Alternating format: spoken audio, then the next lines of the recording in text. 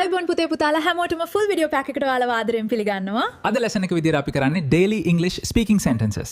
ඩේල් life එකේ ඉංග්‍රීසි කතා කරනකොට ගොඩක් යූස් කරන සිම්පල් ෆ්‍රේසස් ටිකක් අද අපි ඉගෙන ගමු. හරි එහෙනම් ලෙසන් එක පටන් ගමු. අද නම් මේ ගොඩක් වටිනාකමක් වෙයි. I know. Yeah. මේකේ මීනින් එක මම දන්නවා. Example, I know the answer. That's right. දැන් බලමු. I see. මේකේ මීනින් එක මට තේරුණා. නැත්තම් එහෙමද? Example. Oh, I see now.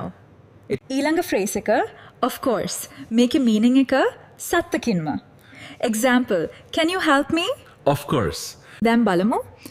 By all means. මේකේ මීනින් එක සතුටින්ම. Example. May I sit here? By all means. ඊළඟ එක Really? මේකේ මීනින් එක ඇත්තටම. Example. You met a singer? දැන් බලමු. Not at all. මේකේ මීනින් එක කොහෙත්ම නැහැ. Example. Sorry for disturbing you. Not at all. ඊළඟ ෆ්‍රේස් එක No way.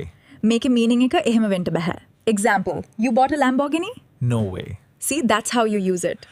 දැන් බලමු. I guess. මේකේ මීනින් එක මම හිතනවා. Example, I guess he is busy today. ඊළඟ ෆ්‍රේස් එක believe me. මේකේ මීනින් එක මාව විශ්වාස කරන්න. Example, believe me, English is easy with practice. ඒක හරි. හරි පුතේ පුතාලා අද අපි ඩේල්ට් ඉංග්‍රීසි ස්පීකින් වලදී ගොඩක් යූස් කරන ෆ්‍රේසස් ටිකක් ඉගෙන ගත්තා. මේ වගේ සිම්පල් සෙන්ටෙන්සස් ප්‍රැක්ටිස් කළොත් ඉංග්‍රීසි ස්පීකින් නැචරල් වෙනවා. හරි එහෙනම්. ඊළඟ ලෙසන් එකේ නැවත හමු වෙමු.